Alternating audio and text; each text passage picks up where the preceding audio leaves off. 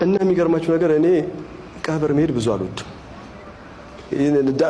ከሄድኩም ዳዋውን መስማት አልፈልግም። ለምን አሪፍ መንፈሳዊ እንትን የእውነት እየገባ በቃ። ሌላው በስተመጨረሻ የማነሳው ነገር በአፕሊኬሽን ውስጥ ያሉ የቁርአን አስተምሮቱ ይዘቱን በተመለከተ በአጠቃላይ ኃላፊነቱን የሚወስደው ኻሊድ ክብሮም የሚባል ከፊታቸው የተቀመጠ ሰው ነው። ተውሂድ የሚመስለን የእከሌ ሼክ ኪታብን ማብራራት ከሆነ አላብራራም። ተፍሲር አያስፈልገውም ቁርአን ይላሉ። የነብዩ ተፍሲር ወይም የሰሃባ ተፍሲር በየዘመኑ የመጡ የተፍሲር ሊቃውንቶች አያስፈልገውም ነው። ታዲያ ለምን የቁርአን ትምህርት የተከፍታችሁ ትፈስራላችሁ? አያስፈልገውማ። ተፍሲሩን እንደፈለጉ ያጣመሙታል። فمن شرح الله صدره للإسلام فهو على نور من ربه እና የሚገርማችሁ ነገር እኔ ቀብር መሄድ ብዙ አልወድም። ከሄድኩም ዳዋውን መስማት አልፈልግም። ለምን አሪፍ መንፈሳዊ እንትን የእውነት እየገባ በቃ ሰውየው ቀብር እየገባ እኔም ውስጤ እየገባ ስለሞት እያለ ተነስቶ ይበጠብጠኛል። በቃ ትምህርት ያስረዳል። ስብከት ኢሞሽናል ነው የሚያደርገው። አው ሞታለሁ ምናምን ትላለህ በዛ ሰዓት ላይ።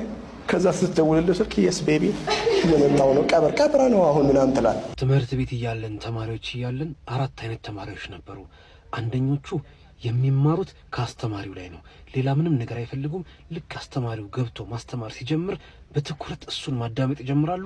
ሙሉ ትምህርቱን ሙሉ ሌሰኑን ከአስተማሪው ላይ ይቀሙት ነበር። ሁለተኞቹ ደግሞ ክፍል ውስጥ አስተማሪው መስማት አያስፈልጋቸውም። ምን ያደርጋሉ? ቤት ሄደው ከደብተራቸውና ከመጽሐፋቸው ጋር ይገናኛሉ። ከመጽሐፍ ያለውን ወደ ደብተራቸው እየገለበጡ ራሳቸውን በራሳቸው ብቻ ነበር የሚያስረዱት። በዚህ መንገድ ወደ ቀልባቸው ይገባል።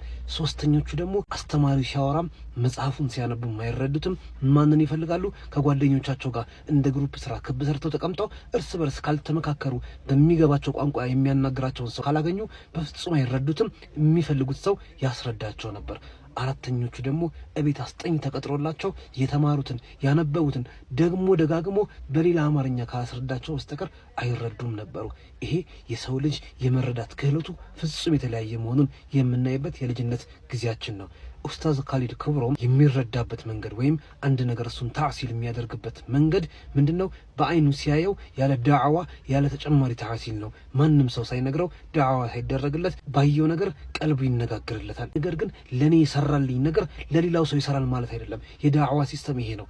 ሰዎችን በሚገባቸው ቋንቋ በሚረዱበት ነገር ማናገር ነው። በአይናቸው እያዩ ተጨማሪ ንግግር የሚፈልጉ ሰዎች አሉ።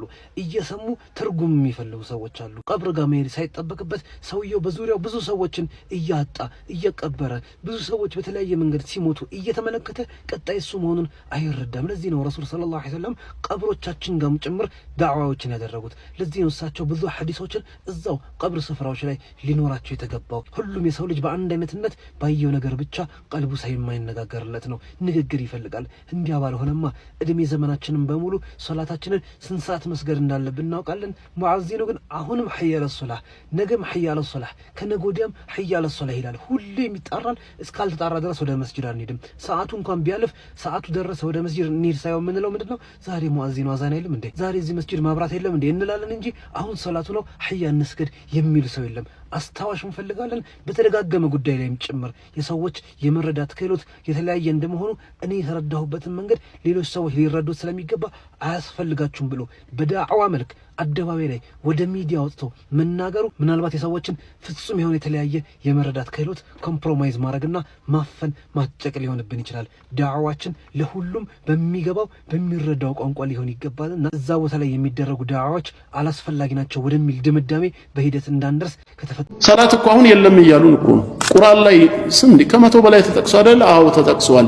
ሰላት ማለት ግን ሐረከይ ማለት አይደለም። ይሄ መቆም ማጎንበስ ስጁድ አይደለም። ሰላት ማለት ቢማዕና ሲላ ዝምድና ከአላህ ጋር ጥሩ ግንኙነት መቀጠል ማለት ነው። ከዛ ሌሎችም ይመጣሉ። ጂሃድም እንደዚሁ ምን ማለት ነው ሲባል ታዊል አደረጉት። ዶክተር መሐመድ ሻህሩር እኮ መጨረሻ ላይ ሲናገር ኸምርና ዚና ራሱ ሐላል ነው ነው ያለው። ቁርአንን እንዴት ተቀበሉት ታዲያ? አሁን እኮ ለነዚህ ሰዎች ከሐዲስ ማስረጃ እዚህ ብሎ ሩቅ ቦታ ከመሄድ ቁርአንን እንዴት እንደተቀበሉት ንገሩን ቢባሉ በምን መልኩ ነው የሚነግሩን? ምክንያቱም ቁርአን ከላይ መጽሐፍ ሆኖ አልወረደም፣ የታወቀ ነው። ቃል ሆኖ ነው አይደል የመጣው? ማን ይዞ መጣ ስንላቸው እነዚህን ሰዎች ጅብሪል አለይሂ ሰላም። ጥሩ ለማን ሰጣ ስንላቸው ለነቢያችን ሰለላሁ ዐለይሂ ወሰለም ይላሉ። እስከዚህ ድረስ አብረን ሄደናል ነው። ነቢያችን እስከ ጅብሪል በቃል ደረጃ የተቀበሉትን ቁርአን ምን አደረጉት እኮ ነው አሁን ጥያቄው። ጻፉት እንዳይባል እሳቸው ማንበብ መጻፍም እንደማይችሉ ማስረጃዎች አለን። አይ ለሰሃባዎቻቸው አሰምተው ሰሃባዎች ጻፉ ከተባለ ቁርአኑ በማን በኩል ነው ወደኛ የደረሰው? በእነዚህ በጻፉ ሰሃባዎች። ማን የቱን ሱራ እንደጻፈው የቱን አየት አን ከሚል ነው የመጣው ማለት ነው። ስለዚህ ሐዲሱን አንቀበልም ካሉ ቁርአኑን እንዴት ተቀበሉ ታዲያ? ሐዲሱም የመጣበት መንገድ ቁርአኑም የመጣበት መንገድ በእነሱ ነው። ለየት የሚያደርገው ቁርአኑ ሙተዋቲር መሆኑ ነው። ስለዚህ እንዴት አድርገው ነው የሚሆኑት? እሺ የኢሳን ጉዳይ ምን ያደርጉታል? ይሄ እኮ ይከብዳቸዋል ሁሌ። ወሙበሽረን ቢረሱሊን ያእቲ ሚን ባዕድ እስሙሁ አህመድ። ማን ነው አህመድ? ኢሳ እንግዲህ አንድ ረሱል ከኔ በኋላ ይመጣል ተከተሉት እመኑበት ብሏል። በአንድ ረሱል መካድ በሁሉም እንደመካድ ነው አይደለም? ማን ነው የሚመጣው ብለን ስንጠይቀው አህመድ ነው አለን። ማን ነው አህመድ? ማን ነው አህመድ ነው? ነብይ መሐመድ ሰለላሁ ዐለይሂ ወሰለም ናቸው ካለን እኛ ምን ማስረጃ አለን እሳቸው ለመሆናቸው? እሳቸው መሐመድ እንጂ አህመድ አይደሉም። ቁርአን ወማ ካነ ሙሐመዱን አባ አሐድ ሚን ሪጃሊኩም ሊል ነው። ቁርአን ይዝም ከሆነ ያ ሰው ከቁርአን ውጭ ሌላ አልቀበልም ካለ ኢሳ ብስራት ያደረገው ከኔ በኋላ ይመጣል ያለው አህመድ ማን ነው በለው። እሳቸው ናቸው ይላል። አሁን እሳቸው ለመሆናቸው ምንድነው ደሊሉ? በሙሐመድ ነው እኛ የምናውቃቸው። ቁርአንም አራት ቦታ ሙሐመድ በሚለው ስም ነው የጠራው። እዚህ ጋር አህመድ ያለው ምን ማስረጃ አለው? ከየትም ሊያመጣ አይችልም። ስለዚህ በአህመድ ረሱልነት ሊክድ ነው ማለት ነው። አምኛለሁ ካለ ደግሞ እንዴት ሊሆን ነው? ግን ምንድነው ጉዳዩ ሲባል እኛ ሀገር እኮ የተጀመረ ጉዳይ አይደለም። ይሄ የውጭ ተልእኮ ያለው ከ200 ዓመት በፊት ክርስትናን ከአውሮፓ ምድር ለማጥፋት ኢንላይትመንት ሙቭመንት በሚል ጀምረው ተሳክቶላቸዋል። ከ70 በመቶ በላይ ከሆነ አውሮፓ ላይ እኮ የክርስቲያን የነበረው በስም ኤቲስት እኮ ነው በአሁኑ ሰዓት የለም። በፈጣሪ መኖርም አያምንም። ያን እንቅስቃሴ ወደ አረቡ ዓለምና ወደ እስልምናው አመጡት። ሲጀመር ህንድ ሀገር ነው የጀመረው። እነ ሰይድ አህመድ ኻን ህንድ ሀገር ተጀመረ። ከዛ ወደ አረቡ ዓለም ሲመጣ ግብጽ ላይ እነ ዶክተር ተውፊቅ ሰዲቂ ጀመሩት። ከዛ በኋላ ነው አሁን እነ ማህሙድ አቡረያ ከተቀበሉት በኋላ በአሁኑ ሰዓት መንፈሳዊ መሪ የሚባለው አህመድ ሱብሂ መንሱር ነው። እነሱ ጉዳዩን እያስፋፉት መጡ። አሜሪካ ላይ ደግሞ ረሻድ ኸሊፋ ተቀበለው ይሄንን ጉዳይ። ረሻድ ኸሊፋ ማለት እንግዲህ የባህኡላ እምነት ተከታይ ነው። ሃይማኖቱ ሌላ ነው። ነገር ግን ይሄንን ተቀበለና ቁርአን ብቻ ነው እስልምና ብሎ መስበክ ጀመረ። መጨረሻ ላይ እኔ ነብይ ነኝ አለ። ራሱ ነብይ ነኝ ብለው አወጀ። በራሱ መስጊድ ላይ ገደሉት እዛው ማለት ነው ረሻድ ኸሊፋ የተባለው ማህሙድ ሻህሩር። ከዛ በኋላ ይሄንን ጉዳይ አሉ ብዙዎቹ ብቻ አላኩል ያህል እና የትም የማያስኬዳቸው ብዙ መፈናፈኛ የሚያጣቸዋል። ቁርአን ብቻ ሳይሆን ሐዲስንም ጭምር እንቀበላለን። ከምን ተነስተን ከተባለ ብዙ ማረጋገጫዎች አሉ። ከነዚህ መካከል አንዱ አጢኡላህ ወአጢኡ ረሱል ተብለናል። ይሄ አየት እኛን ይመለከታል ወይስ አይመለከትም ነው ባቸው ምን ጠይቃቸው። አዎ ይመለከታል ካሉ አጢኡላህ አላህን ታዘዙ ተብለናል። እንዴት ነው የምንታዘዘው? አላህን መታዘዝ እንዴት? ቀጥታ ወህይ አይመጣልን? ቃሉን አያሰማም። ቃሉን ያወረደውን ቁርአንን በመስማት ነው አይደል? ወአጢኡ ረሱል እሺ መልእክተኛውን ታዘዙ አለለኛ። የታሉ መልእክተኛው? በአካል ከኛ ጋር የሉም። እንዴት ነው የምንታዘዘው? እሺ መልእክተኛው ወደ ቁርአን ተመለሱ። ምን ማለት ነው? ይሄማ ከሆነ አጢኡላህ ወአጢኡላህ ነው ትርጉሙ። ወአጢኡ ረሱል ከተባለ የግድ ሙጥለቅ ጣዓ ሊኖራቸው ይገባል ልንታዘዝ። ቁል ኢን ኩንቱም ቱሒቡነ አላህ ፈተቢዑኒ እኔን ተከተሉኝ በላቸው አለ። እንዴት እንከተላቸው? እሺ መልእክተኛው ብዙ ማስረጃ መጥቀስ ይቻላል። ቂብላ መጀመሪያ የት ነበረ? ከካዕባ በፊት መስጂዱል አቅሳ ነው አይደል? ሰየቁሉ ሱፈሃኡ ሚነን ናሲ ማ ወላሁም ዐን ቂብለቲሂም አለቲ ካኑ ዐለይሃ ይላል። መጀመሪያ ከነበሩባት ቂብላ ወደ ካዕባ ምን አዞራቸው በማለት ቂሎች በተቃውሞ ይጠይቃሉ አለ። አሃ ከካዕባ በፊት ሌላ ቂብላ ነበረ ነው አይደል? አዎ እነዚህን ቁርአን ይዘምነን የሚሉትን ልንጠይቃቸው ነው። ያ ቂብላ የቱ ነው አልናቸው። አልአቅሳ አሉ። ማን ነበር ያዘዘን ወደዛ ዞረን እንድንሰግድ? አላህ ካሉ እሺ ቁርአኑ ላይ ያሳዩ።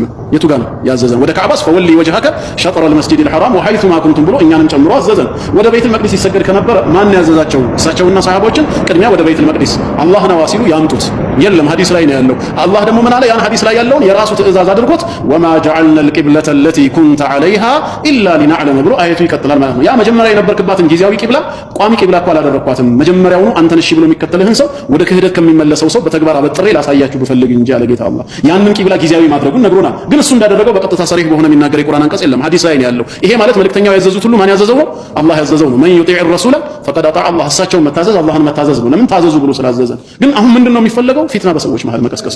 እንደዚሁ ደግሞ ምንድነው ትልቁ የመጨረሻ ግቡ እኮ በሐዲስ እኮ አይበቃም ነገር ቁርአኑንም ኢንካር ወደ ማድረግ እኮ ይመጣል። በተለይ ኻተሙን ነብይን ተዘጋጅተውበታል። እሳቸው የመጨረሻ ነብይ አይደሉም እኮ ነው የሚሉት እነ ዶክተር ማህሙድ ሻህሩ ሌሎችም። ኻተም ማለት እጅ ላይ የሚታሰር ኻቲም ቀለበት የለም የነቢያቶች ሁሉ ጌጥ አይነታ ናቸው ለማለት እንጂ የመጨረሻ መደምደሚያ አይደሉም ነው። ለምንድን ነው የተፈለገው? ነብይ ነኝ ብሎ ለሚነሳ ሰው ሁሉ በር መክፈቻ እንዲሆን ነው። ይሄው ለዚህ ነው ረሻድ ኸሊፋ መጨረሻ ነብይ ነኝ ያለው። እንዲህ አይነት ነገር ሀገራችን እንዳይመጣ ብዙ ጊዜ ደግሞ ይሄንን የሚያቀነቅኑ ሰዎች መጨረሻ ነብይ ነን እኮ ነው የሚሉት ሁሉ። እንዴት ላላችሁ ቁርአን እንዲህ ብሎ አይደለም ወይ ሲባሉ አይ ኻተም ማለት ቢማዕነል ኻቲም ይሄ እጅ ላይ የሚታሰር ቀለበት የነቢያት ጌጥ ማለት እንጂ መደምደሚያ አይደለም። ሐዲስ ላይ ከመጡ ግን በሩን የሚዘጋ ብዙ ሐዲስ አለ ለነብይ ባዕዲ የመሳሰሉ። ስለዚህ ቅድሚያ ሐዲሱ ላይ ዘመቻ ከፈቱበት። ከዛ ነገ ቁርአኑ ላይ ዘመቻ ይከፍታሉ። ተፍሲሩን እንደፈለጉ ያጣመሙታል። ሰላት እኮ አሁን የለም እያሉን እኮ ነው። ቁርአን ላይ ስንት ከመቶ በላይ ተጠቅሷል አይደል? አዎ ተጠቅሷል። ሰላት ማለት ግን ሐረከይ ማለት አይደለም። ይሄ መቆም ማጎንበስ ሱጁድ አይደለም። ሰላት ማለት ቢማዕና ሲላ ዝምድና ከአላህ ጋር ጥሩ ግንኙነት መቀጠል ማለት ነው። በውስጥ ጥሩ ስትሆን ክፉ መተውን ስታቆም ሰላት ላይ ነህ ማለት ነው። ይሄ ነው ቁርአን ላይ የተጠቀሰው እንጂ ቁም አጎንበስ ሱጁድ ውረድ የሚል የለም።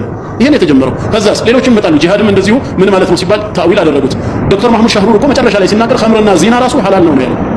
ቁርአን ላይ ሐራም የሚል የለም ያለው። እንዴ ላ ተቅረቡ ዚና እኮ ላ ተቅረቡ ነው ያለው። ሐራም ነው ያለው የቱ ጋር ነው? ሁለተኛ ደግሞ ዚና የሚባለው አደባባይ ሲወጣ ነው።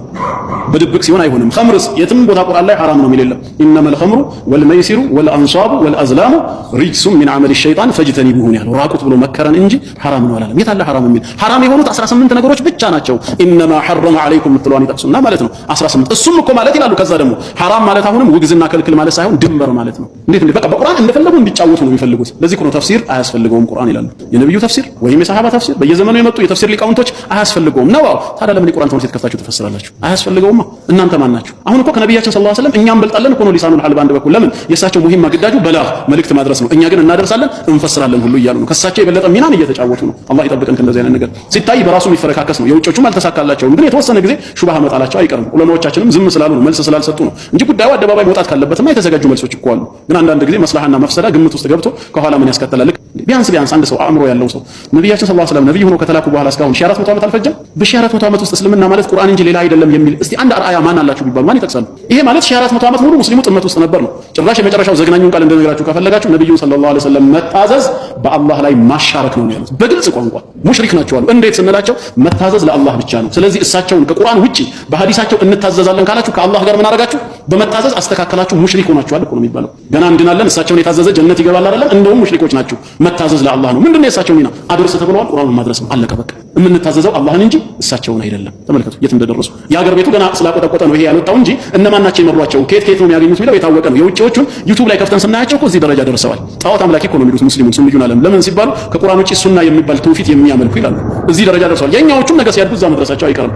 አላህ ያሳካላቸው። ስለዚህ የመጣው በላ በጣም አስፈሪ ነው። ምንድነው መፍትሄው ሲባል ወደ ዒልም መቅረብ ብቻ ነው። ዑለማዎች ጋር ተጋብሎ መማር፣ መጠየቅ፣ ተረጋግቶ ይሄ ጉዳይ ምንድነው የሚለውን ማጥናት ነው የሚያስፈልገው። በ1400 ዓመት ያልታየ ነገር ዛሬ ይዘው ሲመጡ እስቲ አርአያ ጥቀሱ እኮ ቢባል አንድ አሊም እኮ አይጠቅሱም። እኛ እኮ ብዙ አለን። ከአራቱ መዛሂብ ዑለማዎች አንስቶ በየዘመናቱ እኮ በፊርቃ ደረጃ አንቱ ብለን ስም የምንጠራቸው አሊሞች የአቂዳ የመናጅ አሉን በዚህ መስመር ላይ ያለ። እስኪ እናንተ ማንን ትጠራላችሁ ቢባሉ ማንን ይላሉ? የላቸውም። ወደ ኋላ ተመልሰው ከሳቸው ጀምሮ እከሌ አርአያችን ነው እስልምና ማለት ቁርአን እንጂ ሌላ ምንም የለውም በማለት እንደዚህ አይነት አኢማዎች አሉ ብለው ወደ ኋላ ማጋ ይመለሱ። ማንም ጋር ሊመለሱ አይችሉም። ለምንድን ነው የማይከብዳቸው? ከአንዱ ጋር ስገናኝ ይሄን ጥያቄ ነው ያነሳሁት። አንተ ዛሬ እስልምና ቁርአን ብቻ ነው ሐዲስ አያስፈልግም ስትል እውነት በዚህ የቀደመ ዓሊም ማን አለ አልኩት። ጣት የሚቀሰርበት ማንም። እኛ ግን ከሺህ በላይ አለ። ኢማሙ ሻፊዒ ብንል ጭራሽ አሁን በሳቸው ላይ 24 ሰዓት እርግማኑ ያለው ቁርአን ይዘሞች ለመጀመሪያ ጊዜ በቁርአን ላይ ሱና የሚባል በሽታን አምጥቶ የጨመረብን ኢማሙ ሻፊዒ የሚባል ነው ያሉ። ሱብሃንአላህ። እኛ አኢማዎች አሉ ምን ጠቅሳቸው ሱናን የህይወት መመሪያቸው ያደረጉ።